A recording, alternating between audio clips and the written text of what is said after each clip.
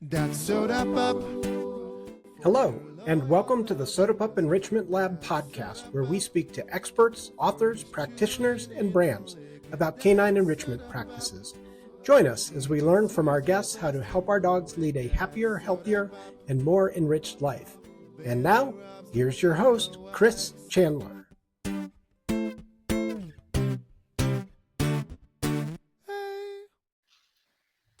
Hello, and welcome back to the Soda Pup Enrichment Lab. I am excited today to have Aina here with us. She is the founder and CEO of Pawzler.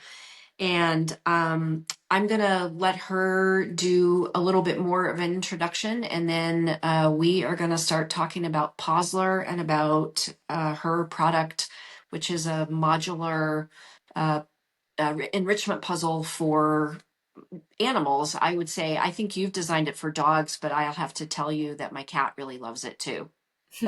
So fun to hear. Thank you so much. First, Chris, I just want to say thank you so much for all the work you're doing on enrichment through this podcast and also through Soda Pop as a company. I think it's amazing. Like any sort of recognition and any sort of spreading of awareness of mental enrichment is something that I think is so important, and I think you're really, really doing a great job on that. So first of all, thank you for this, because it's something Oh, well, we thank you so much. so very, very passionate about. So it's always very fun to see like-minded people who just want to tell people how to do better with their dogs and how to enrich their lives even further. But yeah, like you said, my name is Aina. I'm a founder of Pawzler and a CEO of Pawzler. We founded this company together with my co-founder around 4 years ago. We've spent a lot of time developing it, perfecting it, and figuring out what's the best materials we can use, what's the best treat hiding mechanism we can utilize.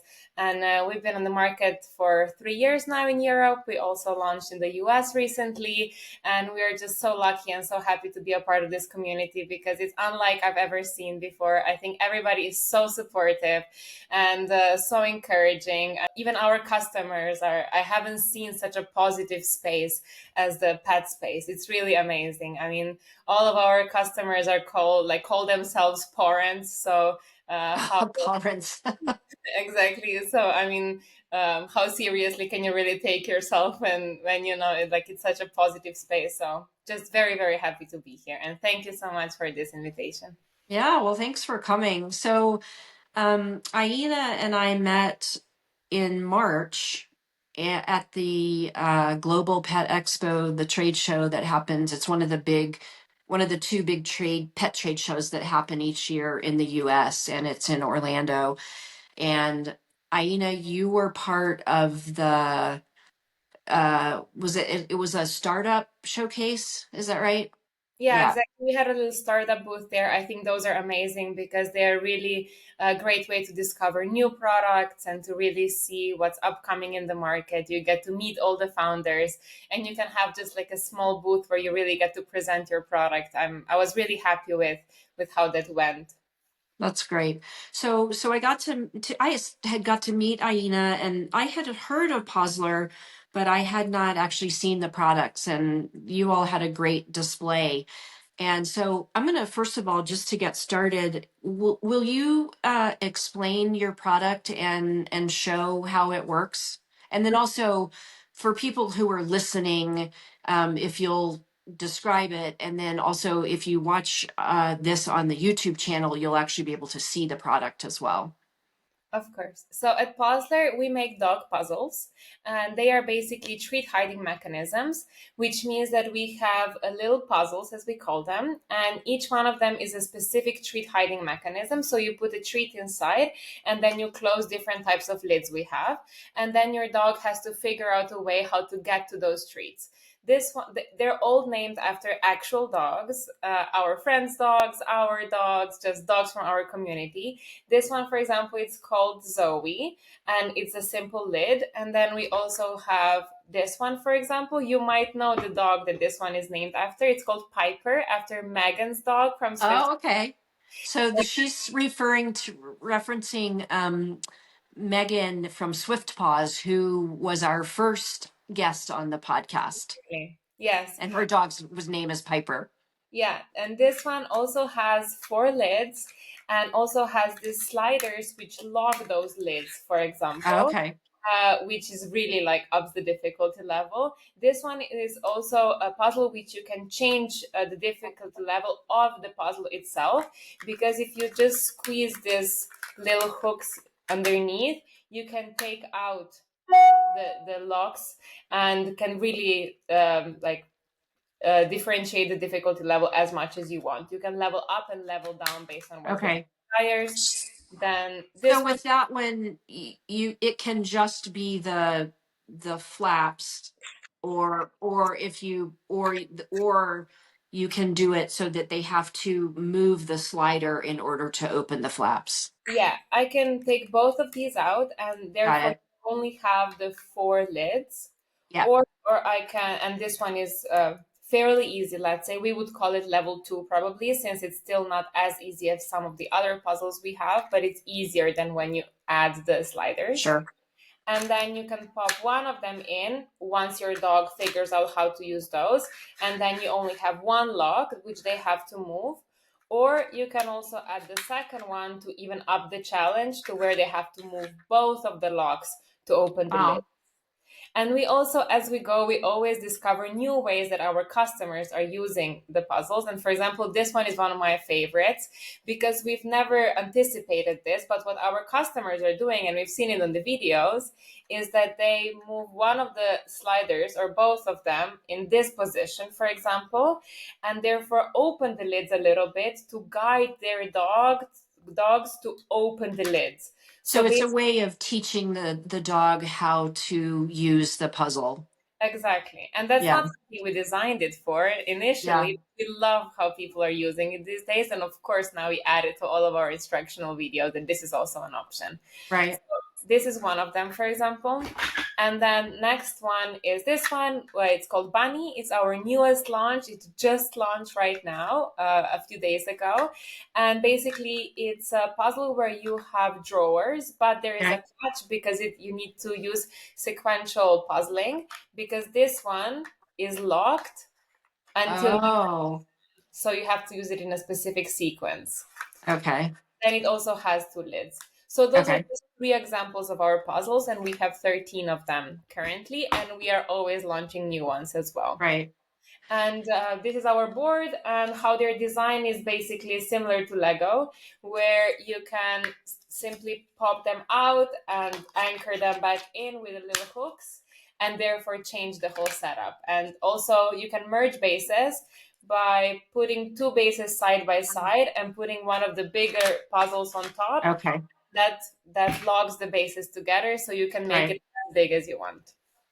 So the thing that I really love about the modularity is that it gives you so much variety. If you buy just a more traditional puzzle, it's always the same. And then if I imagine if many dogs will learn how to use it and then it ceases to be a challenge. But with yours, there are endless combinations and you can expand it. So with this one product, you can keep making it different. Yeah, absolutely. You hit the nail right on the head. That's exactly what our approach was, right? And that's exactly how we developed puzzles. We started using other dog puzzles, and we've seen that dogs get bored of them pretty quickly. So then, after a couple of tries, if you have a very smart dog, that puzzle becomes boring. And we were Right. thinking, how can we make something where it's like keeps being entertaining? And with modularity, that's really something that keeps dogs engaged for a much longer time. We've done a lot of time studies, and where we found out that even if you have the same puzzles and you switch them around and don't adjust the difficulty level at all, it already prolongs the playtime of the dog and it keeps them engaged for longer because it's a little bit different to what they're used to. Right. And Right. also, even if you turn it like the pieces around, for example, if you keep this one, the Zoe, like this, where there is a space next to it, or if it's turned on the outside, this is Right. easy. But as soon as you add one puzzle next to it, this is already much like a big different in the level of the challenge for them. Right. So, was it your experience with other puzzles that inspired you to develop the Pawzler? You can just tell us a little bit about your journey in terms of the inspiration and how you developed it. Yeah, absolutely. So I was always very big in dogs. I was a huge dog lover ever since I was very little. And then I started playing with enrichment and puzzles. I had a 17-year-old Havanese, and he was slowly starting to lose sight, slowly starting to lose his ability to really move around, run around, and so on. So I was really diving into the enrichment space to see like what kind of activities I could still do with him. So to keep him active and to keep him happy. And enrichment and puzzles and sniffing mats and licking mats and all of those were something that I found very useful with him. And then once we started playing with those, we've seen how, first of all, that they're quite expensive because you have to change them regularly if your dog figures them out. And then also just, I just thought that there could be something more exciting on the market where you can really change the difficulty level, because I think this meeting your dog where they're at is so important, so that they don't get frustrated, so that you can directly hit the level of difficulty that is perfect for them, and that you also have something to grow up with the dog as they get better and better. Because one thing Right. I've really noticed with my dog and also with all the other dogs I played with is that at first they don't have much strategy going into it. They just follow the nose. They just either they're scratch with paws or they just Yeah. frantically lick, try to bite, just go like whatever, no strategy whatsoever. And then once they repeat the process, they really, you can see how they figure out exactly which ones they like. First of all, they develop very clear preferences. You can see that they will always start with the same ones, with the ones they like, and also that they will really start to figure out how exactly like to optimize the solving of that specific puzzle. And to Right. me that was one of the most exciting things to watch. So that's how we then started to develop the puzzles and learn more about them and figuring out how can we make them the best we possibly can. I'm curious about how you came up with, I mean, the idea of the modularity in the way that you did it, and then also how did you come up with the different types of compartments? Because you've described and shown some that have kind of like like a book open a cover, some that have a drawer, some that have a slider.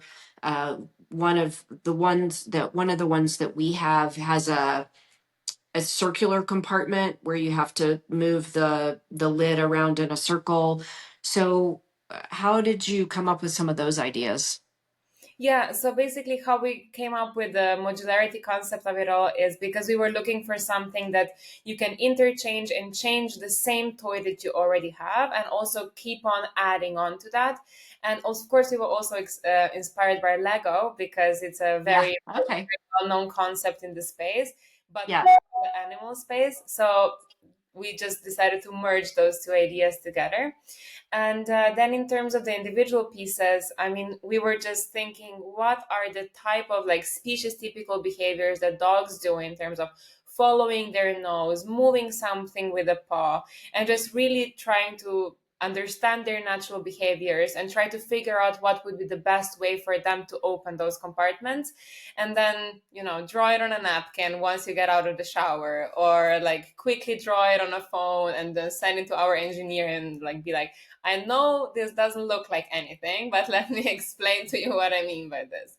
So Sure. Yeah. our entire team draws puzzles, and Yeah. whenever we have an idea, we think about it and then we develop it. We also have some that we've been developing for 4 years and still haven't figured out how to do it the best way possible.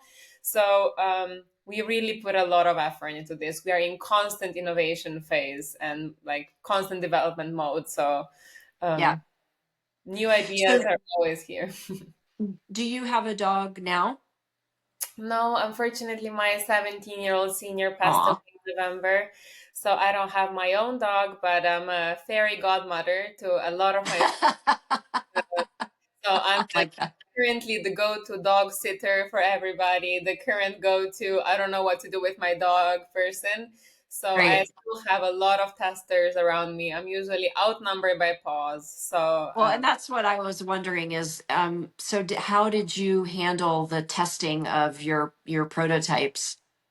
Yeah, I mean, first of all, my entire team tests them, right? And they all have dogs. And also, my boy, his name was Nai. He was testing. Also, one of the puzzles is named after him, and he was testing all of them ever like until November last year. So his paw of approval is on almost every single one of them. I think there is only one puzzle that he didn't get to try Ah, before he passed away, yeah, but and now, as I said, I'm still very much surrounded by dogs, so they all now get to test them, and it's so fun to see for every single one of them how differently they approach them, and also what different benefits the puzzling has for them. For example, I have this cute puppy. Her name is Greta. She's a miniature poodle puppy, and she is just now in dino mode. She is 5 months old, so she is just hunting around the apartment to search for things to steal. And puzzling has been such an amazing way for her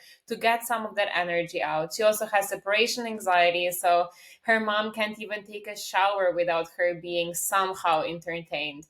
So puzzles has been a great way for her, for example, to get some of that energy out and to right. learn the confidence and to be on her own. That's just one of the examples. We also have Yeah, Easy, for example. She's a super mutt for Romania, and she had a surgery on her leg. She couldn't move around much, but she still needed something to get stimulated. That's what we use it for. I also right. have a friend called Rufi. He was adopted from a shelter in Poland about 2 years ago, and he had huge problems with reactivity, with adjusting to the new home, and it's been such a great tool for him to bond with his new parents. So really just I'm so happy to be surrounded by dogs, and I can really see with them how it helped them, every single one of them, in a different way on their journey. Another Right. one example that I love is Kimi. He's an up and seller. He's a working dog, so you can see that he really wants and needs to work. Yeah, And whenever there is a rainy day and he cannot do his 2 to 3 hour walks he usually does, he's going crazy. He's getting depressed, like he's getting yeah, super sad. And for him also, it's been such a great way for him to get some of this energy out and yeah, get something going when on those rainy days when he cannot be yeah. outside as much. Yeah, we have a almost 1 year old Australian Shepherd Lab Vizsla mix, and it has been quite rainy here recently, and we have really had to rely on much more mental stimulation for her to keep her occupied and to keep her busy and to keep her from taking all of the fluff out of a very large dog bed. Yeah, absolutely. Absolutely. So one of the things that you mentioned was the bonding, and I was wondering if you could talk a little bit more about that and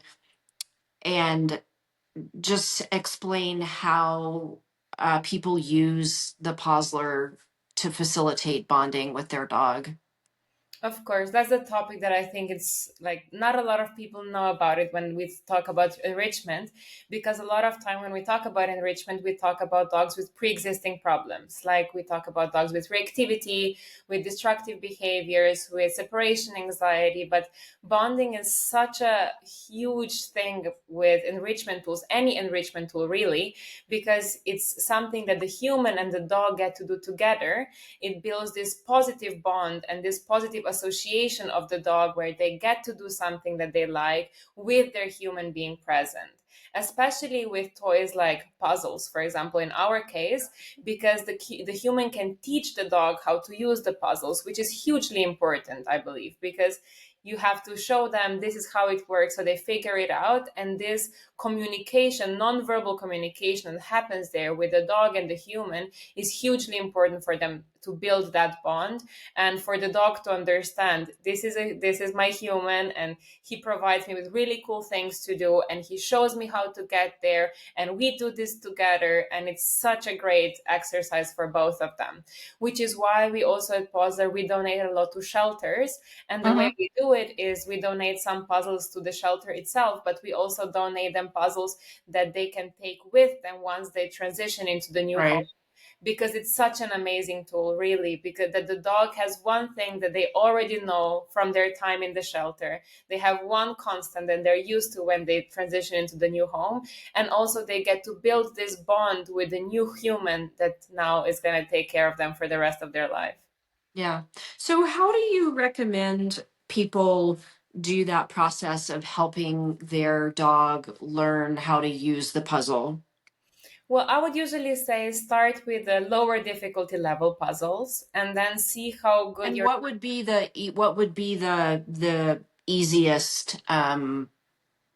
easiest part one of the puzzles? We have a whole beginner set, which Okay. only includes level one puzzles. And probably that would be the start because we have multiple level one puzzles that are fairly easy for your dog to use. We also have a lick mat that is included in that set. So probably that would be my recommendation for somebody who's very new to interactive play. And there you can just try hiding the treats and see how fast your dog can start to figure them out. And if they at any point they get frustrated or they don't know how to use it or something like this, just show it to them, show them this is the treat, and then move it, like hide it again from them, so that you can really show them how to get to there and improve that way. Right. And so your puzzles, how many levels do you offer? We currently have 3 different levels of difficulty.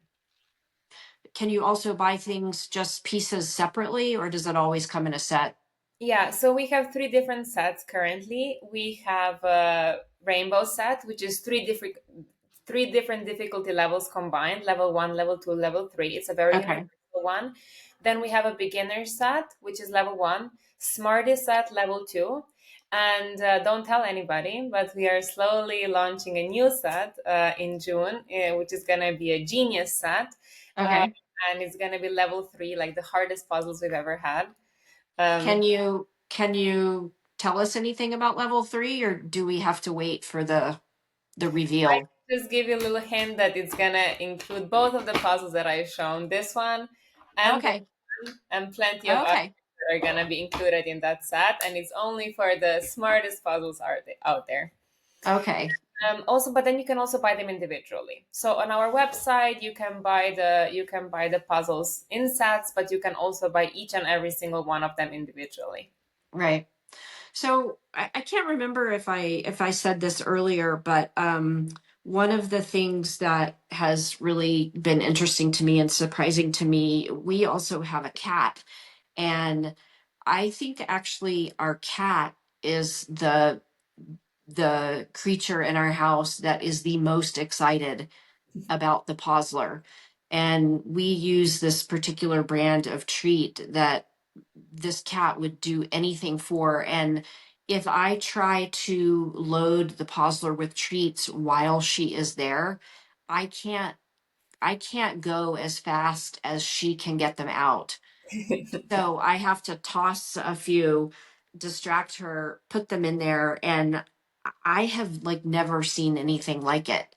She just she can do all of them. So I think we have the rainbow set, which has the one slider, and then it has the slider that goes around in a circle, and then it has a couple of drawers, and then it has the like the I think of them as like cabinet doors, Yeah, and that sounds she like a rainbow just set. Yeah. yeah, she just is really speedy. It's quite interesting. Oh, I'm so happy to hear. And that's Yeah, something we didn't really anticipate. I mean, we knew that a lot of cat owners use puzzles for their cats, but we didn't build them for cats. Like we build them right. for dogs, and the reason why we don't market them towards cats is because first of all, I don't know cats well enough to be able to like speak to it as confidently as I can about dogs. And also from what I have learned about cats is they have very different preferences. Like Yeah. for example, my friend has 2 cats. One of them loves it, absolutely adores it, could play with it every day. The second one lies on top of it, even when the treats are inside, could not care less about it.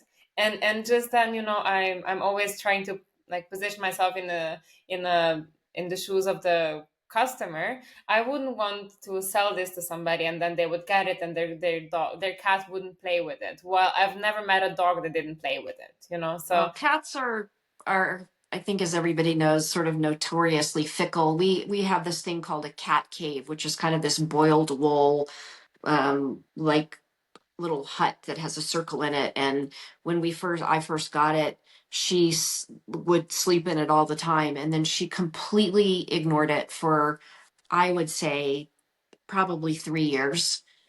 And I was going to get rid of it, and I thought, well, I'm going to try it again, and she's sleeping in it again. So yeah, I could say if you're trying the Pawzler with your cat, keep trying, or try some different treats. And I've also heard of people like that, if they know that they have a cat that does puzzles, they know that they would like ours as well. Yeah, And yeah. we have a lot of cat customers. And also, what surprised us is every year on World Animal Day, we always publish the other animals that puzzle with our puzzles, because it's always like whenever we get videos of hamsters and guinea pigs, and we Yeah. even have one that managed to use the zip ties to lock it onto the cage of a parrot, and the parrot was using it. Oh, So it never interesting. ceases to amaze me, all of the different types of species that people use puzzles for. Really, it's That's amazing.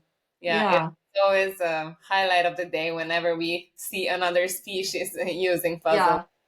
Oh, that's great. So let's just talk a little bit about enrichment in general. I'm curious about your journey in general about learning about enrichment, and how you learned, how you continue to learn about that for animals. Yeah, I mean, I was always very interested in dogs, and also I was also very interested in psychology always, and like enrichment somehow combines those two perfectly together. And I Yeah, always found it extremely interesting and so fascinating about all of the things like animals can do, because I think often humans, we measure intelligence by how much does it do something like a human, and I think that's right, very unfair. And because they are so extremely talented with their noses, with other senses that they have, and they really nowadays that they don't have jobs anymore that they were bred to do, like for example for guarding, for herding, for like hunting, such specific behaviors that were developed and encouraged through the years.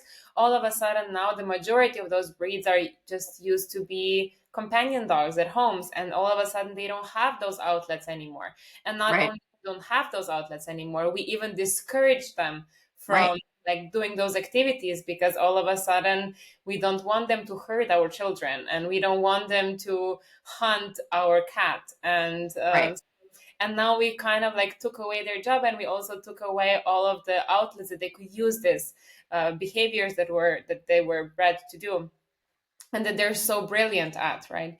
So I right. think that's the reason why, really, why any sort of enrichment is so important. And enrichment can be classified into so many categories, from mental enrichment, physical enrichment, enrichment of the senses. So really anything that you do with your dog that it encourages what they like to do is I think such an improvement of their life. And also just Yeah, look at them and observe them and see what they like doing, because you have dogs that enjoy shredding, give them something to shred. You have dogs that enjoy hunting, give them something to hunt. And I think there is this misconception that if you encourage this behavior in your dog, that they're going to do it more and more and more, even with things that you don't want them to do. For example, if you let them shred lettuce, for example, then all of a sudden they will shred couch.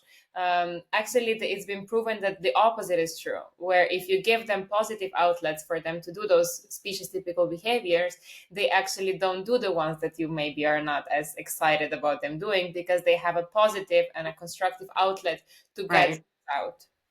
Yeah, yeah. I really like that point, that it's important to give them outlets for what is really natural behavior for them.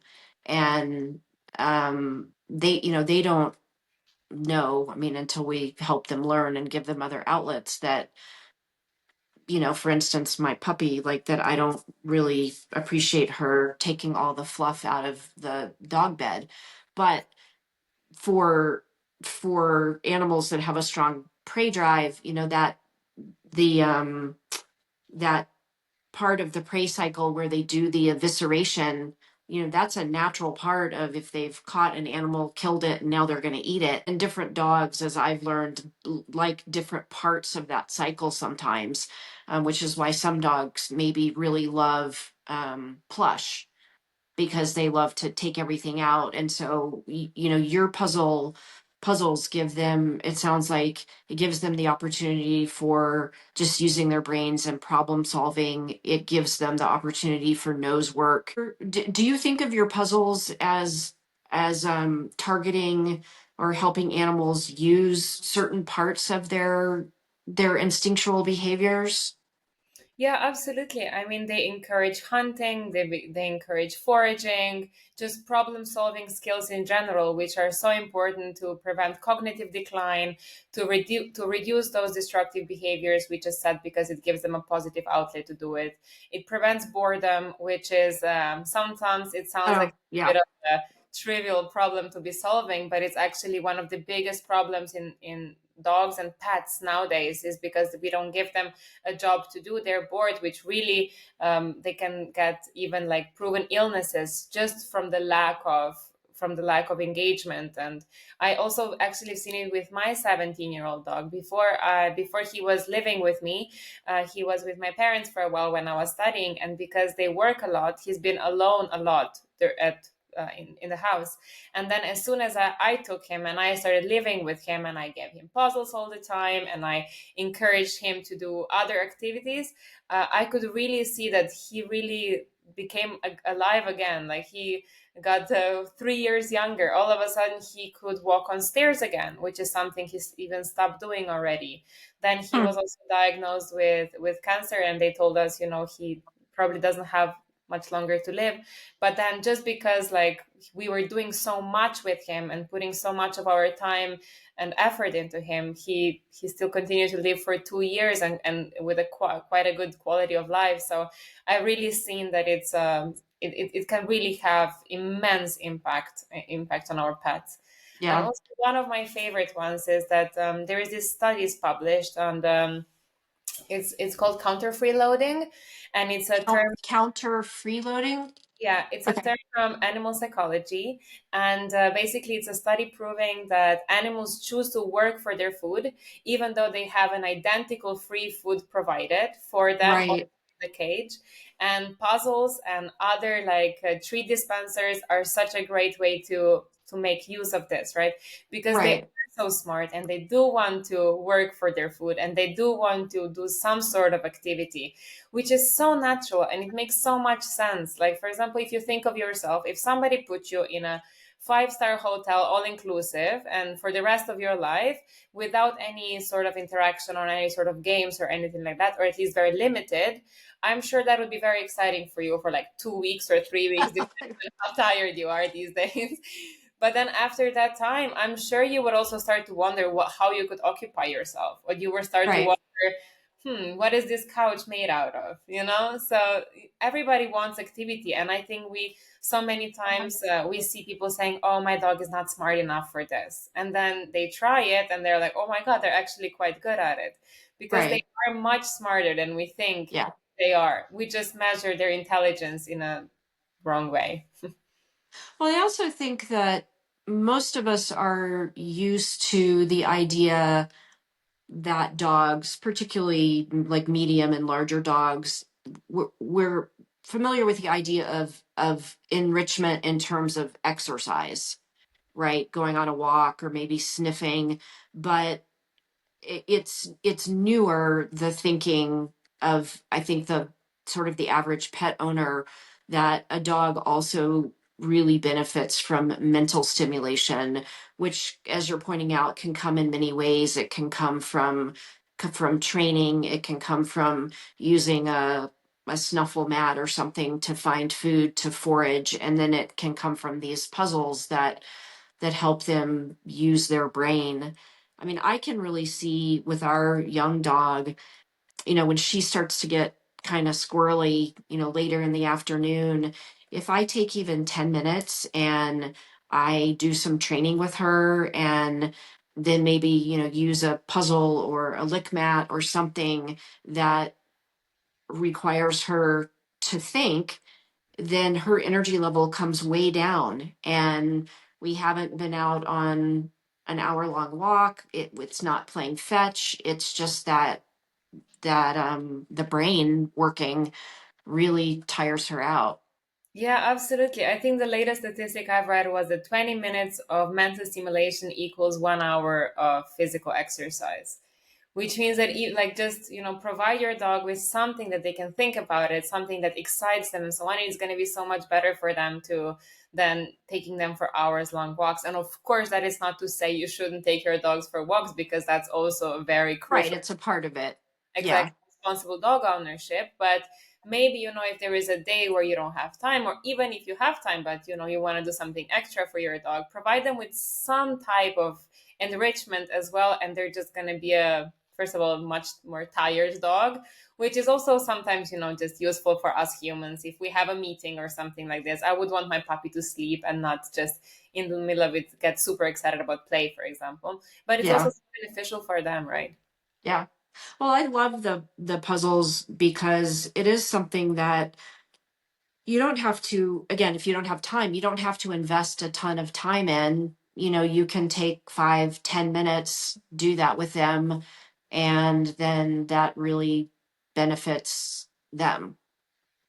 Absolutely. And you also, Yeah. it gives you so much, it's also, there's also so much freedom in this, and what you use, how exactly to use it. I mean, just in terms of the choice of the treats and the food you use, I mean, I know that for your products, people get so amazingly creative with everything that they create, but also Yeah. there is something to be said about the different values of the treats that you can provide them with. Like, you can have high value treats and you can have low value treats. And for example, if we look at the puzzle bunny, right, when it has this like sequence solving, for example, if you put a higher value treats in this one, you encourage them to learn that this drawer is the first one that they should open. Got Also, it. we already built in a little helper with the fact that this is a little hole, which means that they sniff out this one Oh, okay. sooner and like stronger than the other one. But Uh-huh.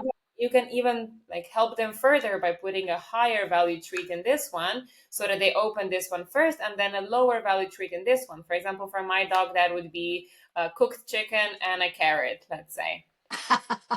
Or you can also switch it around later, right? And trick them a Right. little bit by putting a chicken into the one that they cannot open at first, and then putting the carrot in the one that they can, so that Right.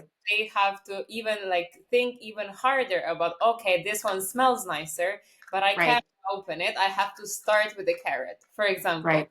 So there is so many choices that it gives you, and you can really think about how exactly you wanna Yeah. design the game for your dog. And we've seen Yeah. people really having fun with it, or even having fun with the kids and the dog, which I think is like always such a beautiful story, because oftentimes, especially with larger breeds, there are not a lot of very safe ways for the dog and the child to play. And this one is really one of them, because the Yeah. child can set up the toy, they can put in the treats. The only problem we have is then the treats often want to be the one revealing the treat. The kids want to be the one revealing the treats as well. So they need some coaching as well, how to teach them not to do that. But then they can continue playing with the dog, right? Or one of Yeah. the activities that we really like doing with puzzles as well is just take a puzzle that you already have, put it on a little bit of a higher surface, let's say a coffee table or like a small stool or something like this, and then your kid or you can hold the puzzle in place while your dog has to puzzle. But because it's on a higher surface, this completely eliminates the use of paws, so they have to only solve it with their mouth, which is also a great way to solve it with a dog that it's maybe a little bit too energetic with the puzzle when they play with it. I think if I did that with my puppy, she would just put her paws on the table, but we'll see. I may do a test with that. Yeah, exactly. Try it, and also there is, I mean, all of those stories, yes, at some point where you know exactly how your dogs play with them and so on, you can leave Yeah. them alone with it. But we always give a disclaimer of never just give a toy and like just walk away, because it's a toy Yeah. that's meant to be shared, and it's meant to be like a together toy where Right. you play with it together, and you can also help your dog use it. Or you can, let's say, if they get too energetic with it, you can teach them how to use it constructively, so you take it away as soon as they get too feisty with it, and then you Sure. back-ends. Like, so it's just about finding the balance and getting to know your dog and how they like to play. And it's a great training tool, right? For example, if you don't want your dog to like jump on a coffee table, maybe you can use it in a way where you put the puzzle on the coffee table, but then you don't let your dog to jump on the Right. coffee table. And that's also, it's teaching her something, that even though there is something there that I really want, I know that that's not a behavior that I Right. should be doing. Yeah. Yeah. Well, I love the idea that it's meant to be something that you do with your dog. And I know that, sometimes we use different enrichment tools because we do need our dog to have a distraction while we are occupied. But it sounds like, what you're pointing out is that it's important to choose the tool that's going to be best for your current purpose, and, to use um the Pawzler with some dogs unattended might not be great. You might come back to find it chewed into shreds, and you don't want that. Yeah, absolutely. I mean, our puzzles are made out of like a super soft plastic. So even if you really try, you can make a dent with it just by really, really pushing your nail into it. And they're purposely made like this so they don't damage dogs' teeth, right? But like you said, like I think as with every toy, you should not just like for the first time just give it to your dog and walk away. You have to observe them. You have to learn how they work with it. You have to teach them how to use it properly. And then you have toys for different purposes. Like for example, if you have a dog that it's a really like a hard chewer, like don't Right. give them this toy because they're gonna chew it up when they're alone. Only give it to them when you're with them, and try to teach them Right. not chew it up or how it's proper use for Right. this. And then instead of that, maybe give them like a chewing bone for when you want them to be Yeah. occupied when they're on their own. Of course, always use the stopper at the end so they don't chew the last piece. But you have different tools, even when you, in your enrichment toolbox, that you can use and you can bring up every time you want to enrich your dog's life, or even when you want to use it with your dog in any sort of way that like it's needed at that moment. For example, Yeah. with my dog, I used it for him when we moved. All of a sudden, he did not take very well on being on his own, even though that was never a problem before. But something about moving Sure. really, really like made him quite scared of being on his own. So I used, because I knew how he acts with puzzles, and he was like, he didn't chew up a single thing in his entire life.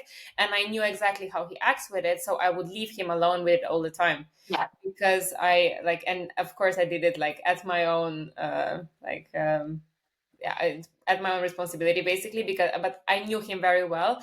And Sure. it's an amazing tool for us to use for like training separation anxiety, because Yeah. I would leave it with him when we would leave.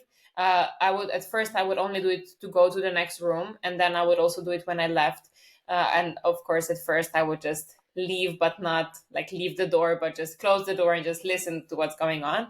And also had a dog camera. And what I've noticed was that when I left him alone with it, like he was looking up at the door, like a bit feeling a bit concerned. And at that moment, he would usually bark or start barking, and then would need a lot of time to calm down.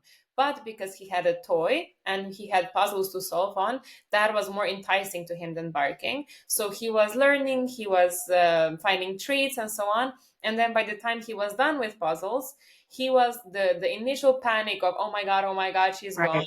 already subsided. And also it got him tired because of mental stimulation, relieving anxiety, really calming them down. So then usually after he was done with a puzzle, he just went to bed and like did not care at all. Right. Yeah. So it gave him an initial distraction, and then also used up some of that energy, and then it sounds like he was able to then help that helped to calm him. Yes, very much so. The other point that I really liked that you made a little bit earlier was that by doing the puzzle with your dog, or being there when your dog is doing it, that you learn what you learn about your dog, and you learn about how they solve problems, how they handle frustration, how they like to play. And those are really important things to know about your dog, and it helps you then to know in all kinds of other arenas how to interact with them, what to offer with them, what to watch for. So that's another, it sounds like a really big benefit of using your puzzles. Absolutely, and because they have very clear preferences. Like we can see that you have dogs that love shredding, you have dogs that love hunting, and the same way you have dogs, like we see dogs like loving different puzzles that we have. And also why we love modularity so much is because then if you know, oh my god, my dog really loves opening the lids but really doesn't really like the drawers, then you can Mm. only buy the puzzles that have the lids because that's what your dog likes the most. So it's really they have preferences, and I think in the dog world there is not we don't give them choices that often in their life. Right. We pick their Yeah. food, we pick their activities, we pick when they go for a walk. We usually also tell them where exactly they're walking. So I think whenever you have any opportunity to for your dog to get some agency into, even if that means you pick two different chew toys or two different sticks and then just give it to him so he decides which flavor he wants today, that's huge, and it's like such Yeah. an important thing for us to do. And it's like so minimum effort for us, or even like putting together a puzzle that we know that he will really enjoy. So little effort for us, but it's so huge for them because it's not an opportunity they have every day to make decisions for themselves. Yeah. Have you ever had a dog that just says, like, no, I'm not going to do that? We've never met a dog that didn't like puzzles. It happens sometimes, for example, at expos. What we see happening is dogs come to our stand and they don't want to interact with the puzzle at first because there is so many different things going on in their Yeah. environment that they're just too stressed. But Yeah. what we then often see happening is that they're here and we say, okay, just give him a 2 or 3 minutes, and then we just give Right. him treats to calm the dog down, and then they will start solving the puzzles. So we've never seen a dog that didn't like them, but we've seen some dogs that were like too stressed in the beginning to use Sure. them. Or we've also seen some dogs that are very, very like skitterish or very, very anxious, very, very scared, that were scared to interact with it because it has, for example, if you open the lid, it makes a little Yeah. bit of noise and so on. Yeah. So with very, very scared dogs, we've seen that in the beginning they had some, like they were a little bit scared of it. But what I think was also great with it, that they managed to then, with just leaving it there with him in the crate or in the room, not even the crate, just in the room with it, so they'd accept it as a part of furniture, and Right. putting treats not even in the puzzles but just on the puzzles, they Yeah. will slowly start to get more curious, and then they will start puzzling. And we have customers that has said this, yeah, my dog was just too skitterish, too scared of it, and then with time, now all of a sudden they're super confident with it, they love it, they use Yeah. it every day. And it's really such an amazing tool to build that confidence with them as well, so that they can really learn how to solve the problems and how that they can overcome these scary situations. Right. Well, and that's also a part of a strategy, even with training. If a dog is not able to do something, that idea of like backing up, making it simpler, or making the environment less distracting, or breaking it down into smaller pieces. So you're really talking about the same thing of finding ways to introduce the puzzle just more slowly, that allows the dog to become comfortable, and just not moving too fast for that particular animal. Yeah, absolutely. And we often find customers that are like, what's the hardest one? Just give me the hardest one because I want my dog to be occupied for as long as humanly possible so that I can do all of my laundry and all of my work and everything while he does this. And we often say, okay, this is the hardest one if you want a really hard one. But we always encourage people to go gradually and to go slowly so that the dog doesn't get frustrated with the problem that they Sure. can't solve. Yeah. And just like it's much better to go slower and to give them something that is super easy and then something that is super hard and something in between, so that they can really work through it and work their way up. And it's very encouraging for them, right? And even if they cannot figure them out, just show it to them, and Yeah. so you never leave them on a note of, oh, this was too frustrating, I couldn't solve this. Even if you Sure. give them one that they cannot solve, just at the end, just show them how to do it. And then just, if they give any sort of indication and they understand a little bit, just give them that treat. So we're getting to the point where we need to start thinking about wrapping up. I can't believe it because I have so many more questions I could ask you. But I did want to ask you, is there anything that we haven't talked about that you would like people to know about enrichment or about using puzzles with dogs? I think one thing that comes to mind is that we've talked a lot about dog puzzles and about our products, about different products out there, but enrichment doesn't have to be expensive. You don't need to buy a single thing to enrich your dog's life. Just take some like a used towel that you have at home, wrap some treats in it, or take a lettuce that is gonna go bad and just put some treat, like poke holes into it, put a treat into it, or even without treats, like go to a new dog park you've never been to before, or when you get out of the house, go left instead of right if you always look Mhm.